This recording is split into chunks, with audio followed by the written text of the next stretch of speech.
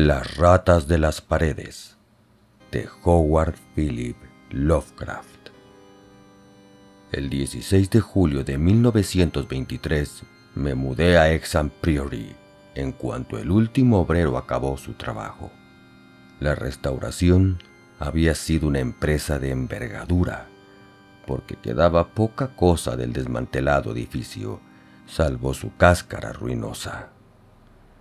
Pero dado que había sido morada de mis antepasados, no quise renunciar por cuestión de presupuesto. El lugar no había sido habitado desde el reinado de Jacobo I, época en que una tragedia horrorosa, aunque poco explicada, acabó con el señor, 5 de sus hijos y varios criados, arrojando una sombra de sospecha y terror sobre el hijo tercero, mi predecesor por línea directa y único superviviente de la odiada estirpe.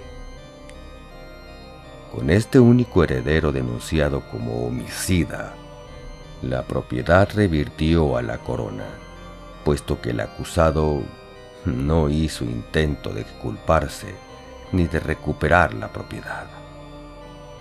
Dominado sin duda por un horror superior al de la conciencia o la ley, y manifestando tan solo un deseo frenético de borrar el antiguo edificio de su vista y de su memoria, Walter de la Poer, 11º barón de Exham, huyó a Virginia, donde fundó la familia que un siglo después fue conocida como de la Poer. El priorato de Exham había estado desocupado, aunque más tarde fue incorporado al patrimonio de la familia Norris y muy estudiado por su arquitectura particularmente compuesta. Una arquitectura en la que había torres góticas sobre una infraestructura sajona o románica, cuyos cimientos, a su vez, eran de un orden o mezcla de órdenes más antiguos, romanos, incluso druídicos o galeses si las leyendas dicen la verdad. Sus cimientos son muy singulares, y en un lado se funden con la sólida caliza del precipicio, desde cuyo borde el priorato domina un valle desolado que hay 3 millas al oeste del pueblo de Anchester. A los arquitectos y los arqueólogos les fascinaba estudiar esta extraña reliquia de siglos olvidados, pero los campesinos la odiaban. La habían odiado hacía siglos, cuando vivían en ella mis antepasados, y la odiaban ahora, con el musgo y el moho del abandono cubriéndola toda. Aún no llevaba yo un día en Anchester, cuando supe que provenía de una casa maldita. Y esta semana, los obreros han violado el priorato de Exham y se afanan en borrar cualquier vestigio de sus cimientos.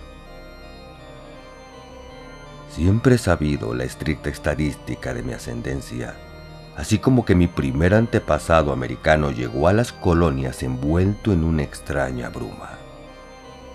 Sin embargo, me habían tenido totalmente ignorante de los detalles mediante una política de reserva siempre mantenida por los de la Poer. A diferencia de nuestros vecinos colonos, no presumíamos de antepasados cruzados u otros héroes medievales o renacentistas, ni nos transmitíamos de unos a otros tradición ninguna, salvo cierto documento guardado bajo sello que cada square, antes de la guerra civil, encomendaba a su primogénito para que lo abriese a su muerte. Las glorias que apreciábamos eran las obtenidas desde la emigración, glorias de una estirpe orgullosa y honrada, aunque algo reservada e insociable.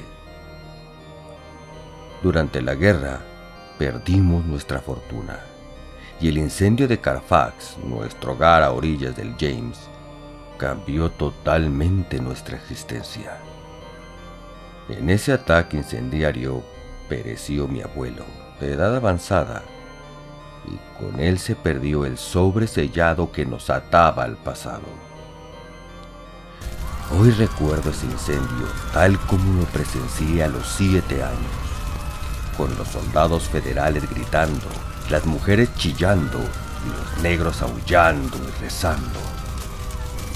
Mi padre estaba en el frente, en la defensa de Richmond, y tras muchas formalidades, mi madre y yo pudimos cruzar las líneas para reunirnos con él. Cuando acabó la guerra, nos trasladamos al norte, de donde procedía mi madre. Allí crecí, maduré y finalmente hice fortuna como un yanqui impasible. Ni mi padre ni yo supimos nunca cuál era el contenido del sobre hereditario, y al sumergirme en el monótono mundo de los negocios de Massachusetts, perdí todo interés por los misterios que evidentemente se ocultaban en la parte más baja del árbol familiar. De haber sospechado su naturaleza, con qué gusto habría abandonado el priorato de Hexham a su moho, sus murciélagos y sus malditas telarañas.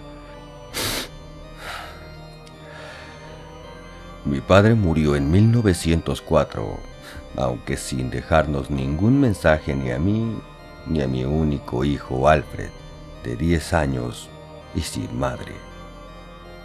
Este niño fue el que invirtió el orden de la información familiar, porque mientras yo solo podía ofrecerle en broma hipótesis sobre nuestro pasado, él, cuando la última guerra lo llevó a Inglaterra en 1917 como oficial de aviación, me escribió hablándome de ciertas leyendas ancestrales muy interesantes. Al parecer, los de la Pur tenían una leyenda dramática y quizás siniestra, porque un amigo suyo, el capitán Edward Norris del Royal Flying Corps, vivía en Lanchester, cerca del solar familiar, y le contó ciertas supersticiones campesinas que pocos novelistas podrían igualar por lo desquiciadas e increíbles. Norris, naturalmente, no las tomaba en serio, pero divertían a mi hijo y le proporcionaban bastante material para las cartas que me mandaba.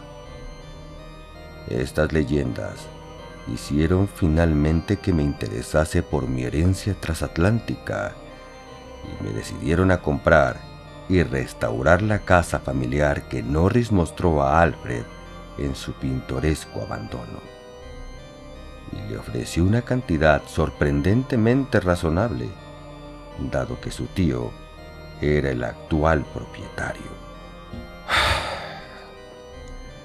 Compré el priorato de Hexham en 1918, pero la casi inmediata llegada de mi hijo mutilado hizo que abandonase la idea de restaurarlo.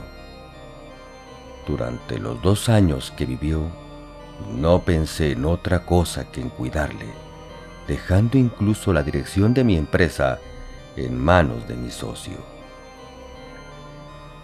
En 1921, privado de mi hijo y sin objeto en la vida, industrial retirado y ya no joven, decidí distraer los años que me quedaban con mi nueva propiedad. Visité Anchester en diciembre y fui recibido por el capitán Norris, un joven rollizo y afable que había tenido en gran estima a mi hijo y al que pedí colaboración en la tarea de recoger planos y anécdotas que pudiesen orientar en el proyecto. Visité sí de emoción el edificio del priorato de Hexham, una mezcolanza de inestables ruinas medievales cubiertas de líquenes y horadadas de nidos de grajos, asomando peligrosamente al borde de un precipicio y desnudo de pavimentos y demás detalles interiores, salvo las paredes de piedra de las torres aisladas. Una vez que hube recuperado la imagen del edificio tal como había sido cuando lo abandonaron mis antepasados más de 3 siglos antes, empecé a contratar obreros para su reconstrucción. En cada caso, Me veía obligado a alejarme de la localidad vecina, ya que los habitantes de Anchester sentían un temor y un odio casi increíbles al lugar. Esta aversión era tan grande que a veces se contagiaba a los trabajadores de fuera, lo que ocasionaba muchas deserciones, y al parecer comprendía tanto al priorato como a su antigua familia. Mi hijo me había contado que solían evitarle en sus visitas porque era un Delapur, y ahora descubrí que también a mí me aislaban sutilmente por la misma razón, hasta que convencí a los campesinos de que sabía muy poco de la propiedad. Incluso entonces me miraban con manifiesta antipatía, de manera que la mayoría de las tradiciones del pueblo las tuve que recopilar por mediación de Norris. Lo que la gente no perdonaba, por lo visto, era que hubiese venido a restaurar un símbolo tan detestable para ellos, porque, razonable o no, con fundamentos o sin él, consideraban el priorato de Hexham nada menos que como una guarida de demonios y hombres lobo. Juntando las historias que Norris recogió para mí y completándolas con relatos de varios expertos que habían estudiado las ruinas, deduje que el priorato de Hexham se alzaba en el solar de un templo prehistórico, de una construcción druídica o predruídica, seguramente contemporánea de Stonehenge. Pocos dudaban de que debieron de celebrarse en él ritos indescriptibles, y había historias desagradables sobre el traslado de esos ritos al culto de Cibeles que habían introducido los romanos.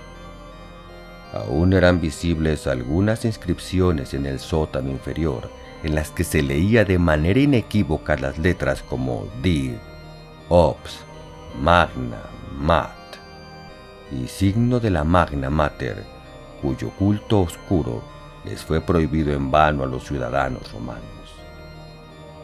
Anchester había sido el campamento de la tercera legión de Augusto, como atestiguan multitud de restos, y se decía que el templo de Cibeles era espléndido y se llenaba de fieles que practicaban ceremonias innominadas bajo la dirección de un sacerdote frigio. Ciertas historias añadían que con la caída de la antigua religión no acabaron las orgías en el templo, sino que los sacerdotes vivían en la nueva fe sin observar un cambio efectivo. Asimismo, se decía que no desaparecieron los ritos con el poder romano y que algunos sajones ampliaron lo que quedaba del templo y lo dotaron de un perfil esencial que conservó en adelante, haciendo de él un centro de culto temido durante media heptarquía. Hacia 1000 después de Cristo, se menciona el lugar en una crónica como un importante priorato de piedra que albergaba una extraña y poderosa orden monástica y estaba rodeado de un extenso parque que no necesitaba muros que lo protegiesen de un populacho atemorizado. Los daneses jamás lo tocaron, aunque después de la conquista normanda debió de caer considerablemente, ya que no hubo impedimento cuando Enrique III dio el lugar a mi antecesor, Gilbert de la Pur, primer barón de Hexham, en 1261. De mi familia anterior a esa fecha no hay malos rumores de ningún género, pero algo extraño debió ocurrir entonces. En una crónica de 1307 se cita a un de la Pur como un maldito de Dios, mientras que las leyendas del pueblo no contienen otra cosa que una insana renuencia a hablar del castillo que se erigió sobre los cimientos del antiguo templo y el priorato. Las consejas que se contaban eran de sobrecogedora descripción, pero la amedrentada reticencia y ambigüedad de esta gente las hacían aún más tenebrosas. Pintaban a mis antepasados como una estirpe de demonios hereditarios junto a los que Gil de Reis y el Marqués de Sade eran meros apéndices, e insinuaban veladamente que eran responsables de las desapariciones que de tiempo en tiempo se produjeron durante varias generaciones. La peor reputación se la llevaban al parecer los varones y sus herederos directos, al menos era de quienes más se murmuraba. Si un heredero mostraba inclinaciones sanas, aseguraban, moría prematura y misteriosamente, dejando paso a otro vástago más idóneo. Al parecer, la familia observaba un culto secreto presidido por el jefe de la casa, al que a veces solo tenían acceso unos pocos miembros. Que alguien fuese aceptado en ese culto dependía más de su temperamento que de su ascendencia, ya que en él se integraron varios miembros que habían entrado en la familia por vía del matrimonio. Lady Margaret Trevor de Cornwallis, esposa de Geoffrey, segundo hijo del quinto barón, se convirtió en la mala predilecta de los niños de toda la comarca y en la heroína diabólica de una antigua balada particularmente horrible que aún circulaba en los confines de Gales. Conservada también en baladas, aunque no ilustra el mismo asunto, se encuentra la horrenda historia de Lady Mary de la Pure, a la que poco después de casarse con el conde Shrewsbury, mataron este y su madre, aunque los dos fueron absueltos y bendecidos por el sacerdote, al que confesaron lo que no se atrevieron a repetir al mundo. Estos mitos y baladas, típicos de una tosca superstición, me producían repugnancia. Especialmente enojosa me resultaba su persistencia y su referencia a la larga línea de antepasados míos, mientras que la manipulación de hábitos monstruosos me recordaba desagradablemente el único escándalo conocido de mis inmediatos antecesores, el caso de mi primo, el joven Randolph de la Pure de Carfax, quien vivió entre los negros y se convirtió en sacerdote vudú a su regreso de la guerra con México. Mucho menos me turbaban las vagas historias sobre el lamento y alaridos en el valle yermo y barrido por el viento al pie de la falla de caliza, sobre hedores a cementerio tras las lluvias de primavera, sobre el ser blancuzco y chillón que pisó una noche el caballo de Sir John Clare en un campo solitario, o sobre el criado que había enloquecido ante lo que vio en el priorato a plena luz del día. Todo esto eran trilladas con cejas espectrales, y yo por entonces era radicalmente escéptico. Lo que contaban acerca de desapariciones de campesinos era menos fácil de desechar, aunque carecía de especial importancia habida cuenta de la costumbre medieval. El exceso de curiosidad solía pagarse con la vida, y más de una cabeza había sido expuesta públicamente en los bastiones hoy desaparecidos que rodeaban el priorato de Hexham. Algunas de estas historias eran sumamente pintorescas y me hacían desear haber estudiado mitología comparada en mi juventud. Por ejemplo, se decía que una legión de demonios con alas de murciélago celebraba por las noches un aquelarre en el priorato, legión cuyo mantenimiento explicaría la desproporcionada abundancia de toscas hortalizas que se cultivaba en la enorme huerta. Y lo más impresionante de todo, estaba la dramática epopeya de las ratas. El ejército de bichos obscenos que irrumpió en el castillo 3 meses después de la tragedia que lo condenó al abandono. El flaco, inmundo y voraz ejército que lo arrasó todo a su paso, devorando gallinas, gatos, perros, cerdos y ovejas, además de 2 desventurados seres humanos, hasta que se aplacó su furia. En torno a este inolvidable ejército de roedores gira un ciclo entero de leyendas aparte, porque se dispersó por todos los hogares del pueblo, llevando consigo la maldición y el horror. Tal era la tradición que me asaltaba, mientras con impaciencia de viejo apremiaba para que concluyesen la obra de restauración de mi hogar ancestral. Que nadie imagine ni por un momento que estas historias constituían mi principal entorno psicológico.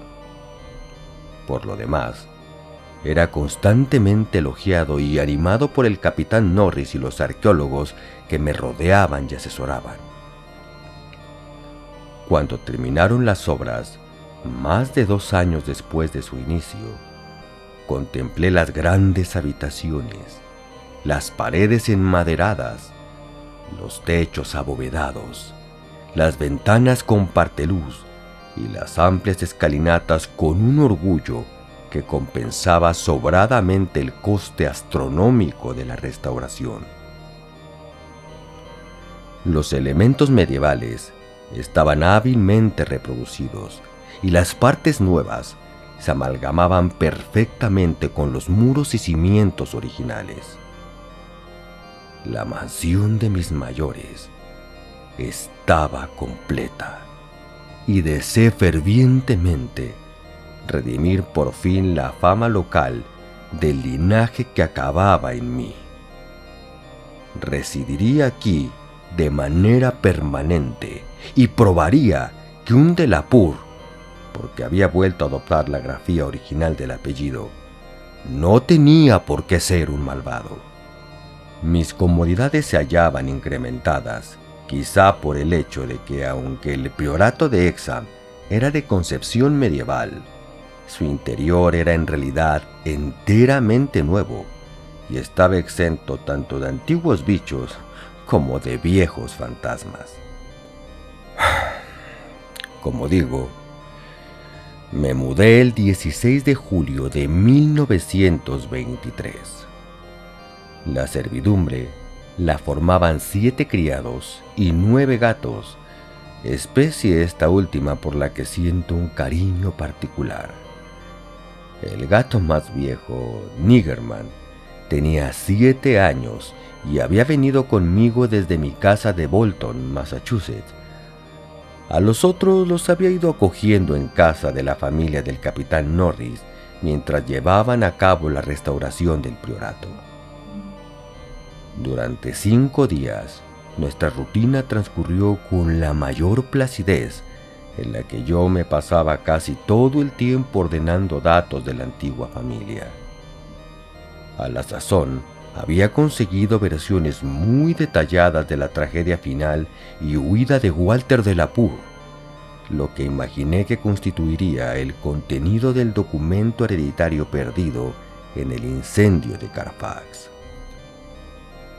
Por lo visto, mi antecesor fue acusado, con razón, de haber matado a los demás miembros de la casa mientras dormían, excepto a 4 criados cómplices, unas 2 semanas después de un terrible descubrimiento que cambió totalmente su comportamiento, pero que, salvo de manera implícita, solo reveló a los criados que le ayudaron y que después huyeron a donde no pudieran ser descubiertos.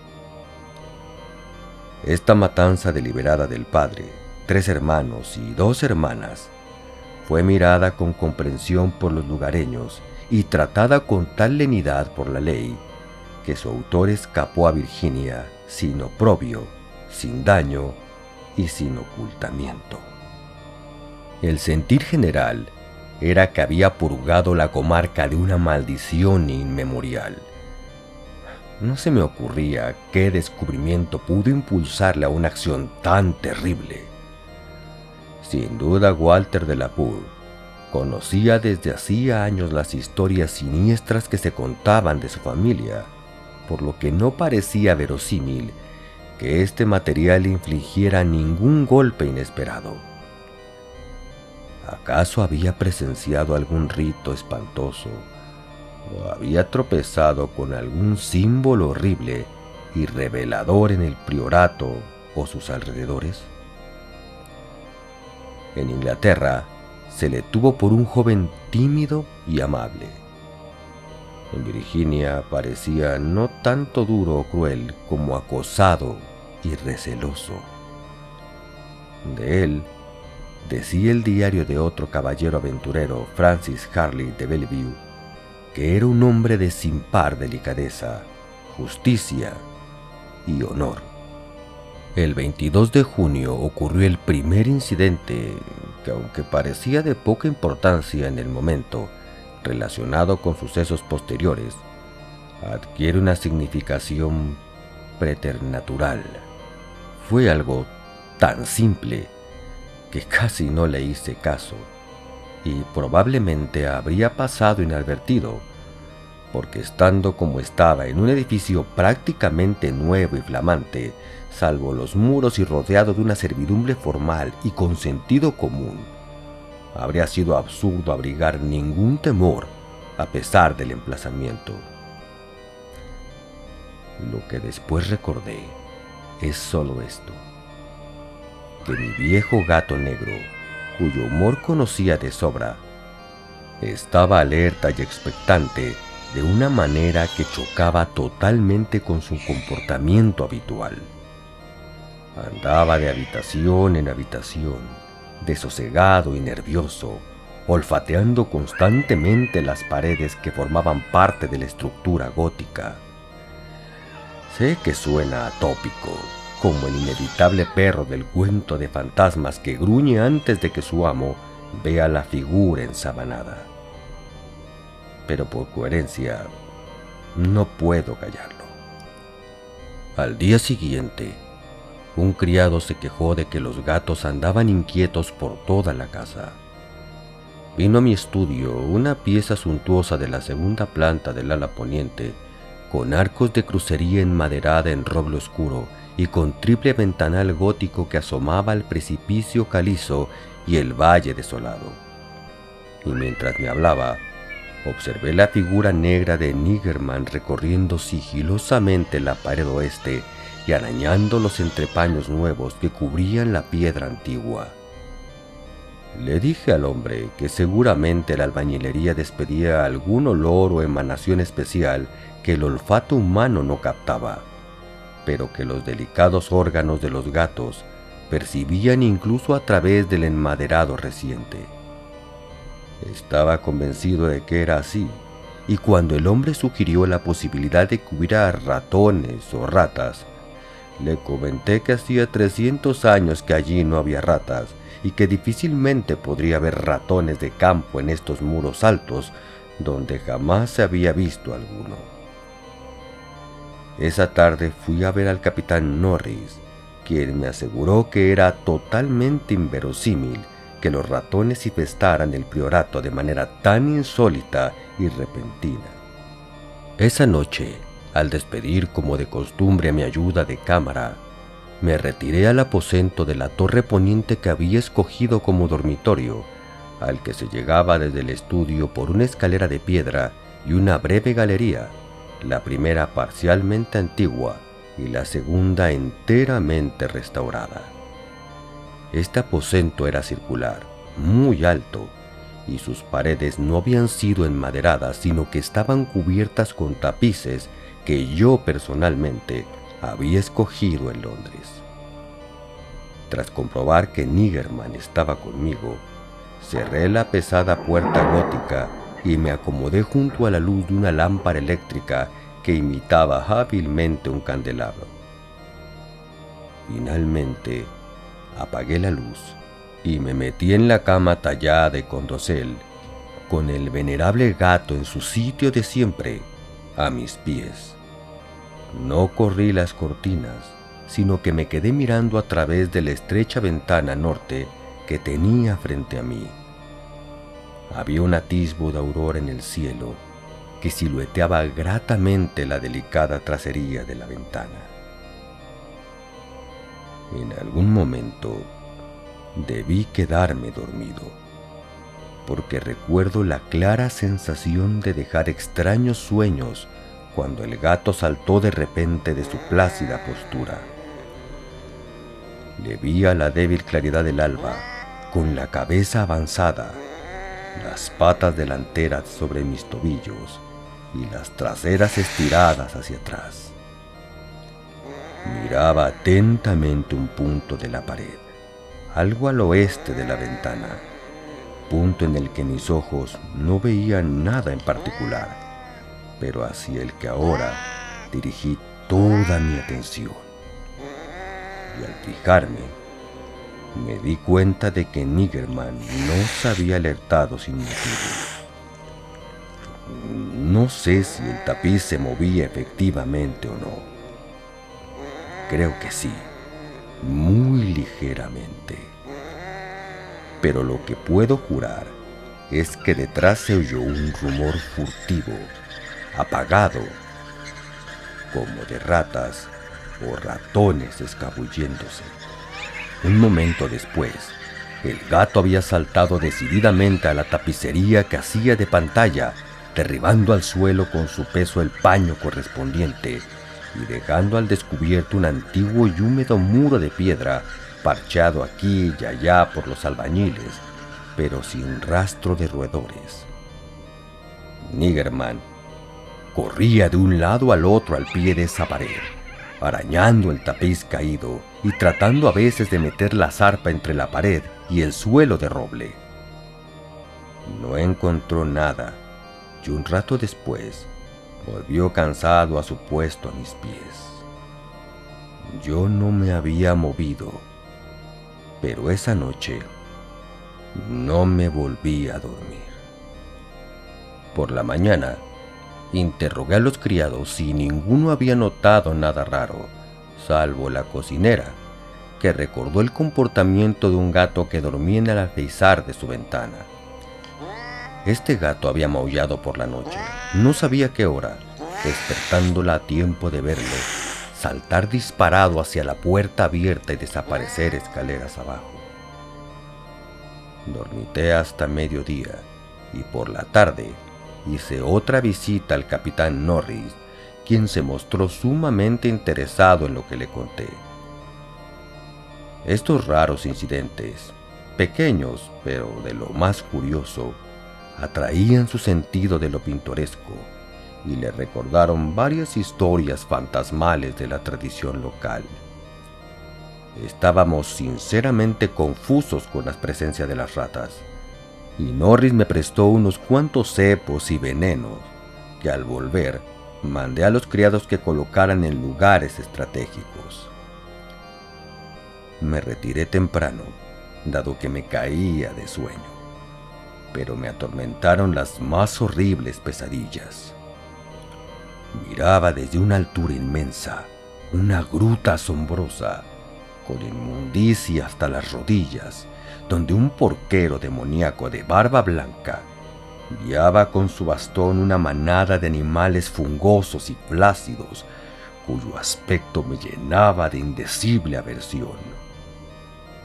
Luego, mientras el porquero descansaba descuidado de su tarea, una nube de ratas caía del abismo pestilente y devoraba al hombre y a los animales por igual. De esta visión aterradora me sacó de repente un movimiento de Niggermann, que dormía como de costumbre a mis pies. Esta vez no tuve que preguntarme sobre la causa de sus gruñidos y bufidos y sobre el miedo que le hizo clavarme las uñas en el tobillo, ajeno a su efecto, porque las 4 paredes de la cámara hervían de rumores nauseabundos. Eran carreras furtivas de gigantescas ratas hambrientas. No había aurora que revelase los tapices. El que se había caído lo habían vuelto a colgar, pero no tenía tanto miedo como para no encender la luz. En el instante de iluminarse las bombillas, vi una horrenda agitación en toda la tapicería, haciendo que algunos dibujos peculiares ejecutasen una singular danza de la muerte. Este movimiento desapareció casi en el acto y el rumor con él. Salté de la cama y con el mango de un candelabro que tenía cerca, levanté una parte para mirar detrás. No había otra cosa que la pared de piedra parcheada. Incluso el gato había dejado su tensa percepción de presencias anormales. Cuando examiné la trampa colocada en el aposento, la encontré con los resortes saltados, aunque sin rastro de los bichos que los habían hecho saltar. No cabía pensar en seguir durmiendo, así que encendí una vela, abrí la puerta, salí a la galería y me dirigí a la escalera que conducía al estudio, con Niggerman pegado a mis talones.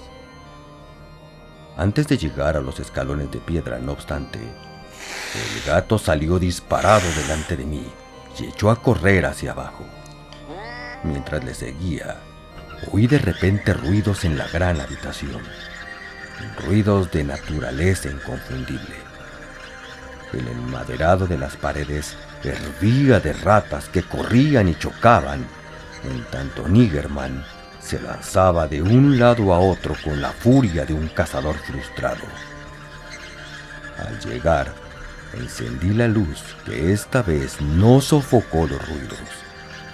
Las ratas seguían su ajetreo, lanzándose con tal fuerza y determinación que finalmente pude inferir una dirección clara. Estos seres, cuyo número parecía inacabable, estaban llevando a cabo una formidable migración desde las alturas inconcebibles a inconcebibles profundidades. Oí pasos en el corredor y un momento después, dos criados abrieron la pesada puerta.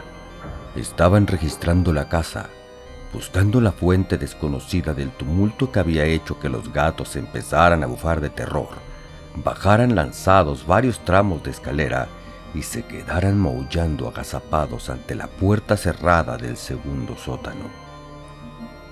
Les pregunté si habían oído a las ratas, pero contestaron que no. Y cuando me volví para señalarles la parte del enmaderado, me di cuenta de que el ruido había cesado.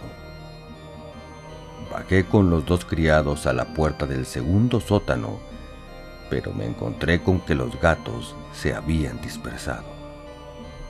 Decidí explorar la cripta de abajo más tarde, y de momento me conformé con efectuar una ronda para inspeccionar los cepos.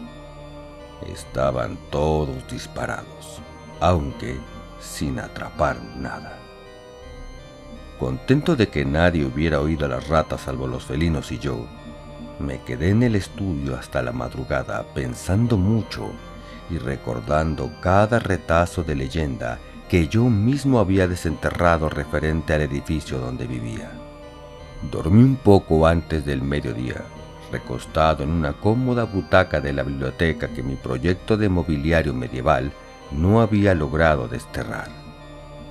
Después telefoné al capitán Norris, que vino y me ayudó a explorar el segundo sótano. No encontramos nada de naturaleza desagradable, aunque no pudimos reprimir un estremecimiento al descubrir que esa cripta había sido construida por manos romanas. Cada arco bajo y cada pilar macizo eran romanos. No pertenecían al románico devaluado de los torpes sajones, no, sino al severo y armonioso clasicismo de la edad de los Césares.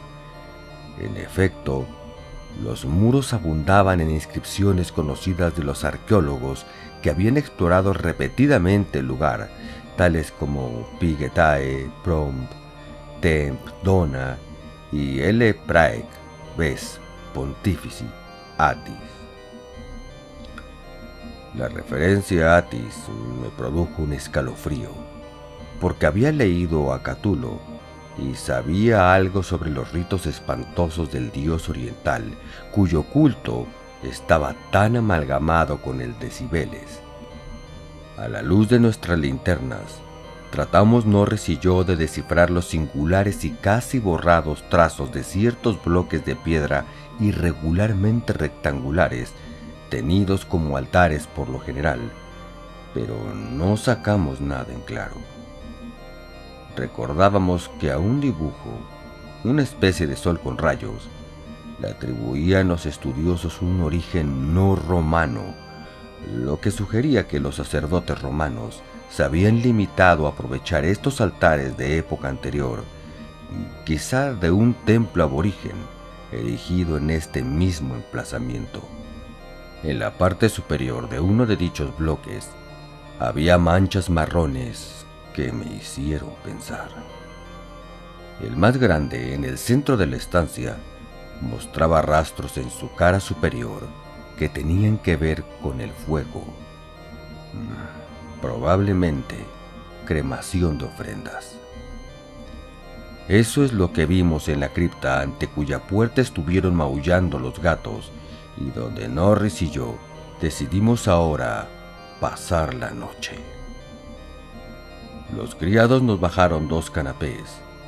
Les dijimos que no se preocuparan si los gatos armaban alboroto por la noche y aceptamos a Niggerman para que nos sirviese de ayuda y compañía. Acordamos tener cerrada la gran puerta de roble, réplica moderna con ranuras de ventilación, y hecho esto, nos acostamos con las linternas aún ardiendo a esperar acontecimientos. El subterráneo se hallaba profundamente hundido en los cimientos del priorato y sin duda muy por debajo de la cara saliente de la falla caliza que dominaba el valle desolado. Estaba claro que era aquí a donde se habían dirigido las alborotadas e inexplicables ratas, aunque no sabía por qué. Tumbados como estábamos y expectantes, noté que en mi vigilia se mezclaban de vez en cuando ensueños de los que me sacaban los movimientos inquietos del gato que tenía a mis pies. Estos ensueños no eran sanos, sino horriblemente parecidos al de la noche anterior. Volví a ver la gruta crepuscular y al porquero con sus animales inmundos y fungosos revolcándose en la basura, y mirándolos me parecieron más cercanos y claros, tanto que casi podía distinguir sus rasgos. Luego observé el rostro flácido de uno de ellos y me desperté con tal grito que Niggerman dio un brinco y el capitán Norris, que no se había dormido, se echó a reír de buena gana. Aún se habría reído más, o menos quizá, si hubiera sabido qué me había hecho gritar, aunque yo no conseguí recordarlo hasta más tarde. El horror extremo paraliza a menudo la memoria de manera misericordiosa. Norris me despertó cuando empezaron los fenómenos. Me sacó del mismo sueño espantoso, sacudiéndome suavemente e insistiéndome en que escuchase a los gatos. En efecto, había un motivo para escuchar, porque al otro lado de la puerta cerrada de lo alto de la escalera se oía un verdadero pandemonium de maullidos y arañazos felinos, mientras que Niggerman, indiferente a sus parientes de fuera, corría excitado de un lado al otro al pie de las paredes de piedra, en las que oía yo la misma babel de ratas que me habían turbado la noche anterior. Un intenso terror me asaltó ahora, porque aquí había anomalías que nada podía explicar de manera tranquilizadora. Esas ratas, si no eran producto de una locura que yo solo compartía con los gatos, debían de estar horadando y recorriendo los muros romanos que había creído de sólidos bloques de caliza, a no ser que la acción del agua durante más de 17 siglos hubiera socavado túneles sinuosos que los cuerpos de los roedores habrían despejado y ensanchado. Pero eso no hacía que fuera menor el horror espectral, porque si se trataba de bichos vivos, ¿por qué Norris no oía su repugnante agitación?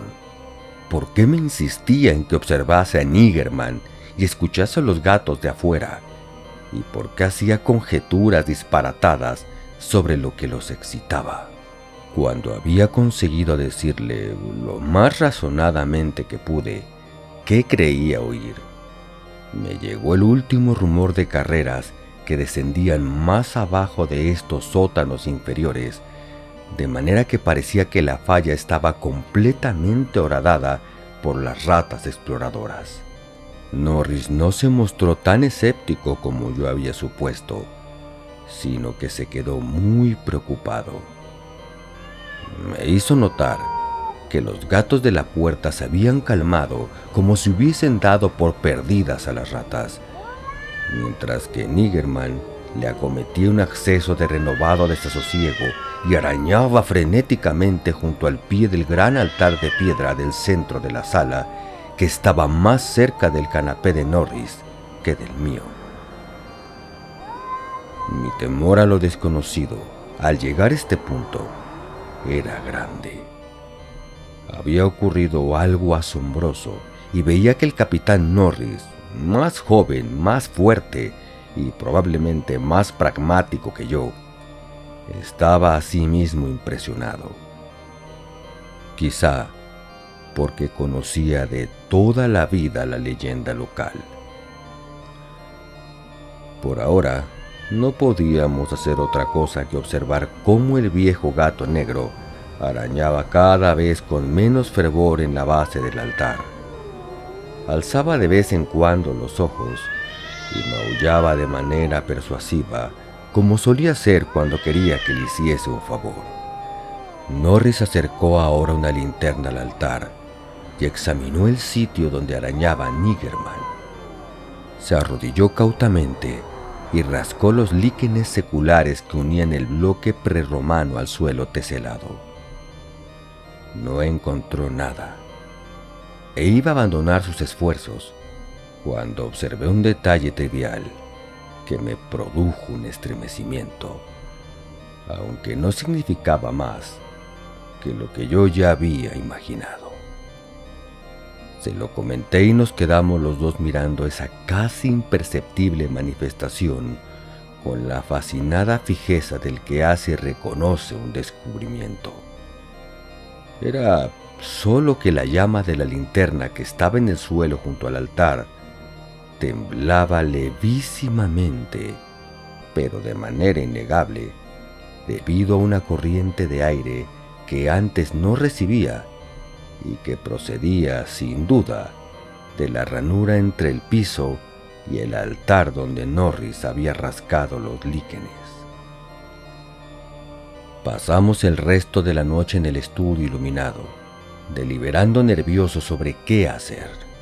El descubrimiento de que había otro subterráneo debajo de los profundos cimientos romanos que reforzaban este condenado edificio, alguna cripta que sin duda les había pasado inadvertidas a los curiosos arqueólogos durante 3 siglos, bastaba para que estuviésemos excitados sin ningún elemento siniestro adicional. Pero en este caso, nuestra fascinación era doble, y dudábamos si renunciar a seguir explorando y abandonar definitivamente el priorato por supersticiosa precaución, o satisfacer nuestro gusto por la aventura y desafiar los horrores que pudieran aguardarnos en las profundidades desconocidas. A la mañana siguiente habíamos llegado a un acuerdo y decidimos ir a Londres a formar un grupo de arqueólogos y científicos capaces de abordar el misterio.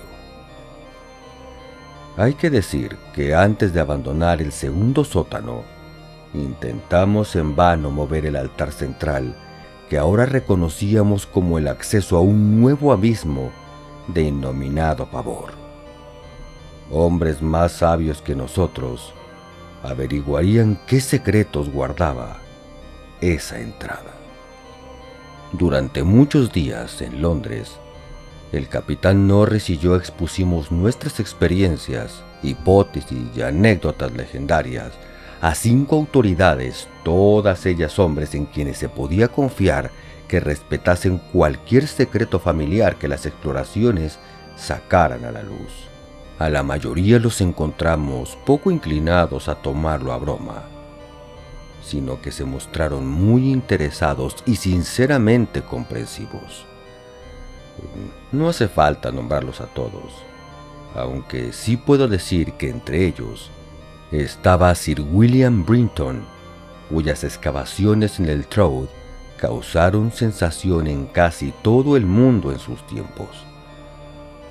Cuando tomamos el tren para Anchester, me sentía al borde de espantosas revelaciones, impresión que simbolizaba la aflicción de multitud de americanos ante la inesperada muerte del presidente al otro lado del mundo. El 7 de agosto, tarde ya, llegamos al priorato de Hexham, donde los criados me aseguraron que no había ocurrido nada fuera de lo normal. Los gatos, incluido el viejo Niggerman, habían estado completamente tranquilos y no había saltado ningún cepo de la casa. Iniciaríamos la exploración por la mañana. Entretanto, yo debía asignar cómodos aposentos a todos mis huéspedes. Me retiré a descansar a mi habitación de la torre con Niggerman acostado a mis pies. El sueño me llegó pronto, pero me asaltaron espantosas pesadillas. Una de ellas fue la visión de un festín romano como el de Trimalción, con un horror en una fuente tapada. Luego vino aquella otra detestable y recurrente sobre el porquero y su hedionda manada de la gruta crepuscular. Sin embargo, cuando desperté con los ruidos normales de la casa, abajo era pleno día. Las ratas, espectrales o no me habían molestado, y Niggerman aún seguía durmiendo plácidamente. Al bajar, me enteré de que el resto de la casa había gozado de la misma tranquilidad, circunstancia que uno de los eruditos, un individuo llamado Thornton, apasionado de la metafísica, atribuyó absurdamente a que ya me había sido revelado lo que determinadas fuerzas querían mostrarme. Todo estaba preparado ahora, y a las 11 de la mañana, el grupo entero formado por los 7, provistos de potentes linternas eléctricas y herramientas para excavar, bajamos al segundo sótano y pasamos el cerrojo detrás de nosotros. Nos acompañaba Niggerman, porque a los investigadores les parecía bueno contar con su excitabilidad, y desde luego queríamos que estuviese presente en caso de que hubiese alguna oscura manifestación de roedores. Apenas nos detuvimos en las inscripciones romanas y los dibujos enigmáticos del altar, dado que 3 de los eruditos los habían visto ya y que los 5 conocían sus características. La mayor atención la dedicamos al importante altar central, y al cabo de una hora, Sir William Brinton había conseguido inclinarlo hacia atrás, haciendo que basculase por algún tipo de contrapeso. Fue tal el horror que entonces quedó al descubierto que nos habrían anonadado de no haber estado preparados. A través de la abertura prácticamente rectangular del suelo enlosado, esparcidos sobre un tramo de peldaños de piedra tan prodigiosamente gastados que apenas eran algo más que un plano inclinado en el centro, había una horrible colección de huesos humanos o semihumanos. Los que conservaban su disposición de esqueleto revelaban actitudes de un pánico terrorífico, y en todos ellos había señales de roeduras. Los cráneos denotaban rasgos de absoluta idiosía, cretinismo o de un primitivismo casi simiesco.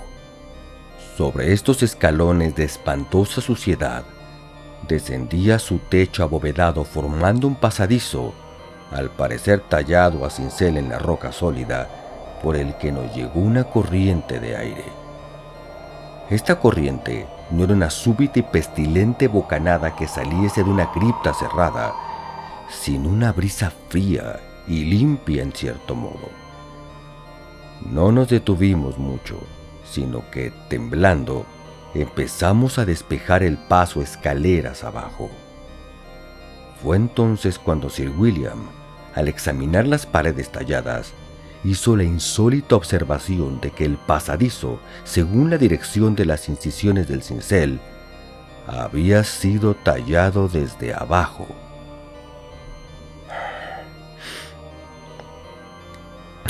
Ahora, debo ser cauto y escoger mis palabras. Después de bajar unos cuantos peldaños entre huesos roídos, descubrimos luz delante de nosotros.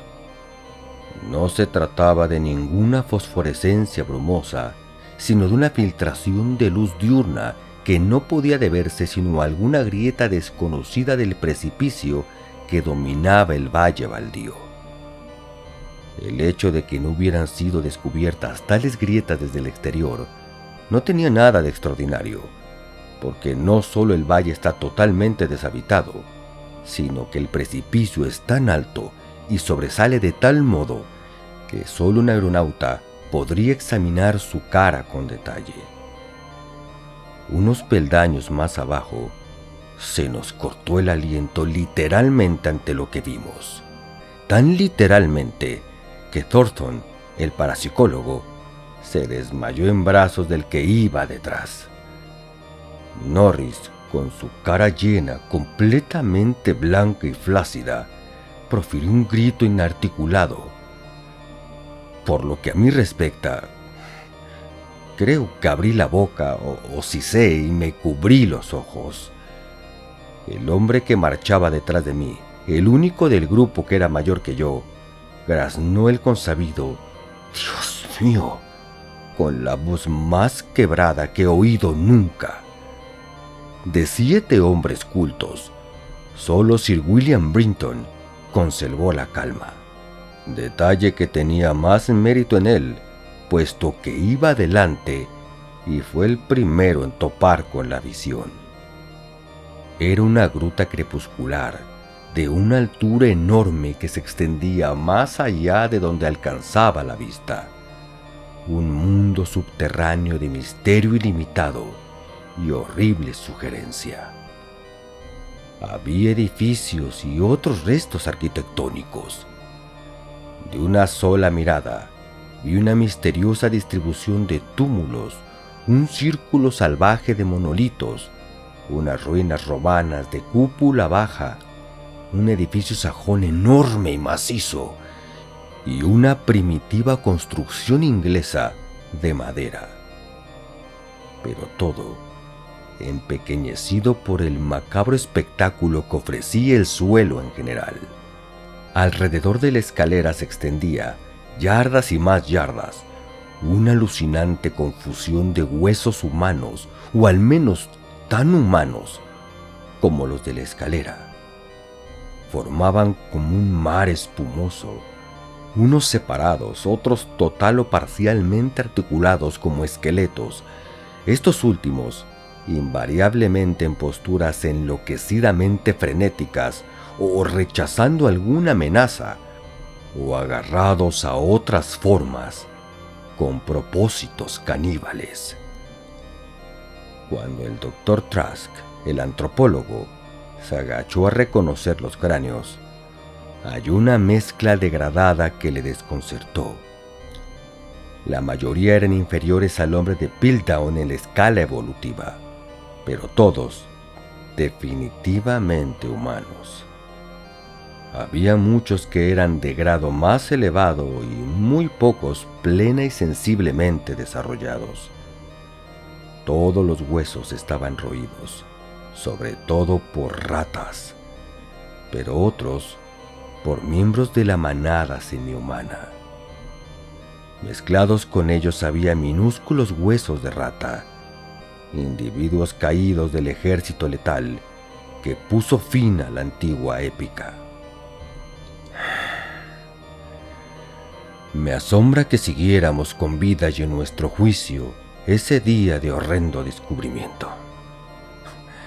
Ni Hoffman ni Hushman habrían podido imaginar un escenario más desquiciadamente increíble, más frenéticamente repugnante o más góticamente grotesco que la caverna crepuscular por la que andábamos tan valientes los 7, tropezando con una revelación tras otra y tratando de no pensar en los sucesos que debieron tener lugar allí hacía 300 o 1000 o 2000 o 10.000 años.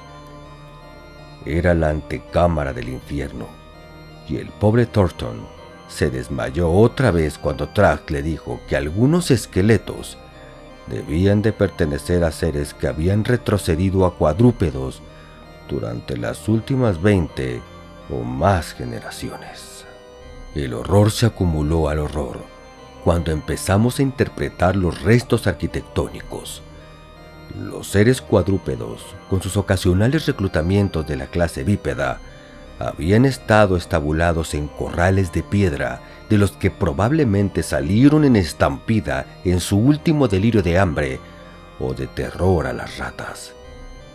Debieron ser manadas enormes, evidentemente alimentadas con toscas hortalizas, cuyos vestigios encontramos en una especie de ensilamiento inmundo en el fondo de enormes depósitos de piedra más antiguos que Roma.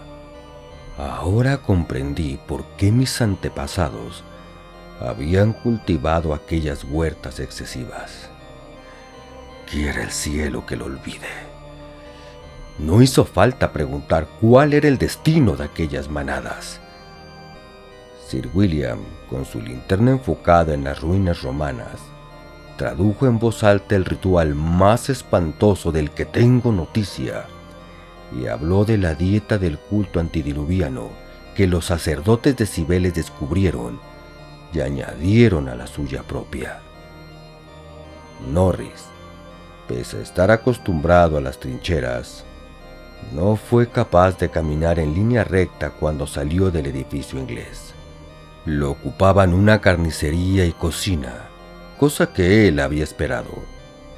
Pero fue demasiado ver los familiares utensilios ingleses en semejante lugar y leer allí las familiares inscripciones inglesas, algunas de 1610.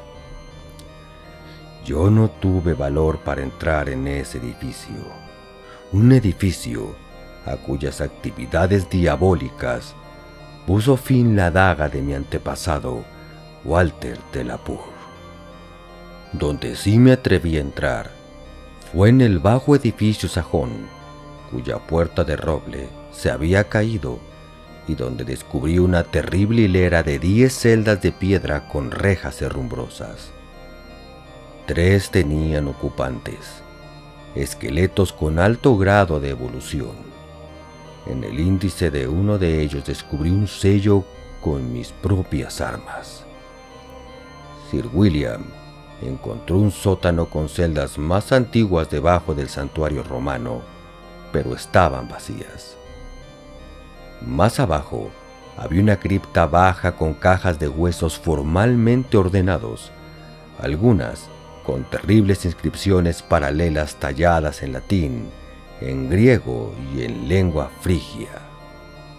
Entretanto, el Dr. Trask había abierto uno de los túmulos prehistóricos y había sacado a la luz cráneos ligeramente más humanos que el de gorila y en los que había incisiones ideográficas indescriptibles. En medio de todo este horror, mi gato andaba cauto e imperturbable. En una ocasión, le vi monstruosamente encaramado en lo alto de una montaña de huesos y me pregunté qué secretos ocultaba detrás de sus ojos amarillos. Una vez comprendidas someramente las sobrecogedoras revelaciones de este paraje crepuscular, paraje que ya prefiguraba horrendamente mi sueño repetido, nos dirigimos hacia las profundidades aparentemente ilimitadas de la tenebrosa caverna, a donde no llegaba ningún rayo de luz filtrado de la falla.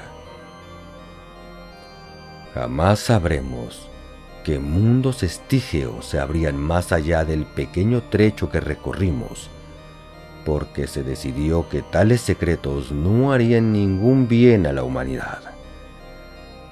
Pero había manos suficientes para absorber toda nuestra atención, porque no nos habíamos adentrado mucho cuando las linternas nos revelaron la infinidad de pozos en los que las ratas se habían saciado y cuya súbita falta de reabastecimiento había empujado al voraz ejército de roedores primero a atacar las manadas de seres vivos y desmedrados y luego a irrumpir en el priorato en esa histórica orgía de devastación que los campesinos jamás olvidarán.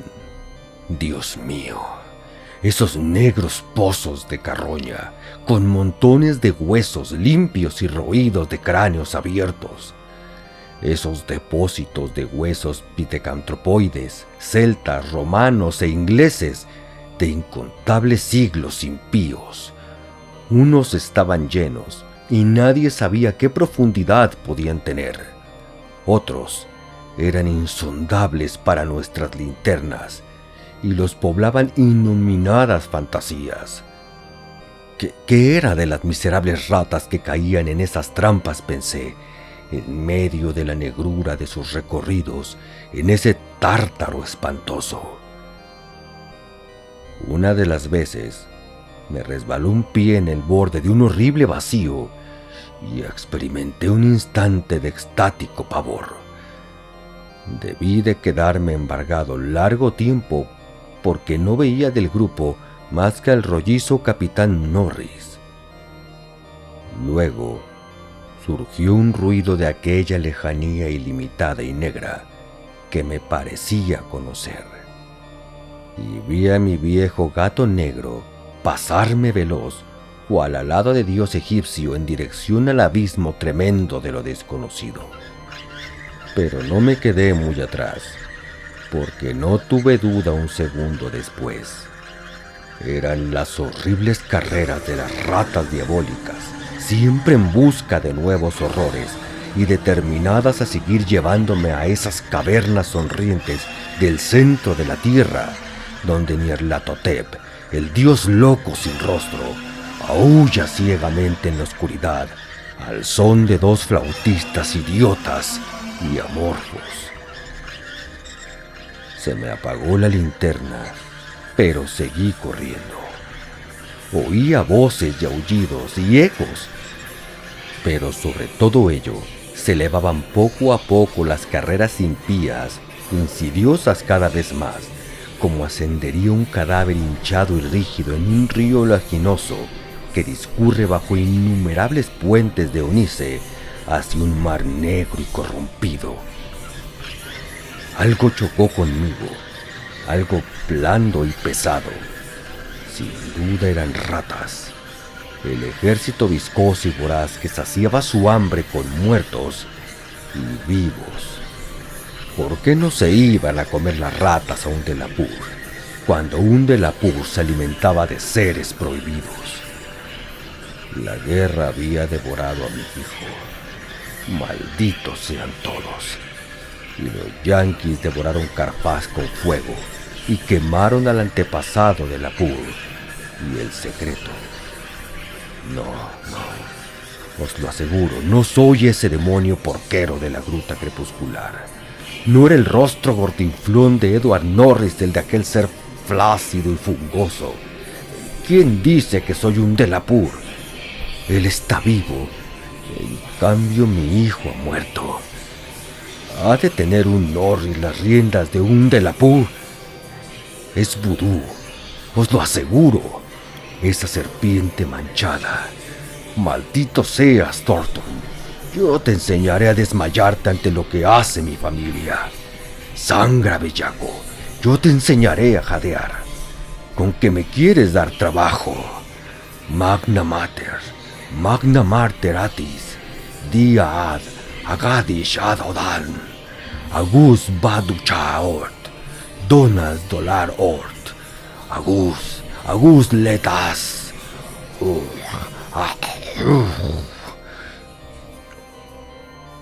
Eso es lo que dicen, que farfullaba yo cuando me encontraron en medio de la oscuridad 3 horas más tarde.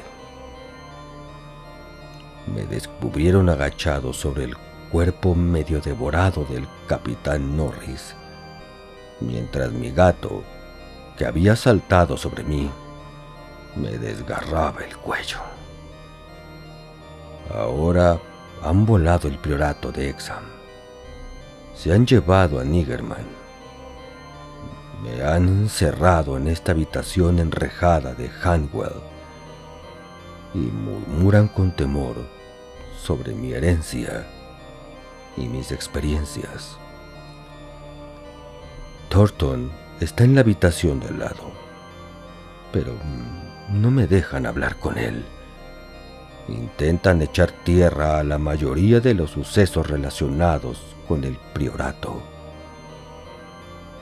Cuando hablo del pobre Norris, me acusan de algo horrendo, pero tienen que saber que yo no lo hice. Tienen que saber que fueron las ratas, las inquietas, escurridizas ratas cuyas carreras no me dejan dormir, las endemoniadas ratas que corren por detrás del acolchado de esta habitación y me atraen hacia horrores más grandes que los que he conocido.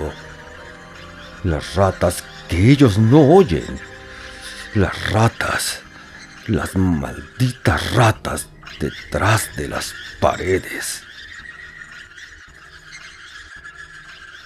Esperamos que hayas disfrutado el relato. Puedes apoyar el canal invitándonos a un café, ya sea a través del link de Mercado Pago que está aquí abajo o en nuestra página de Ko-fi. Ambos links podrán encontrarlos en la caja de comentarios. También puedes apoyarnos recomendando el canal y compartiendo para que llegue más gente. Si tienes alguna sugerencia, algún relato que te gustaría que narrásemos o incluso alguno de tu autoría, háznoslo saber en los comentarios. Suscríbete y no olvides que cada semana subimos nuevos relatos.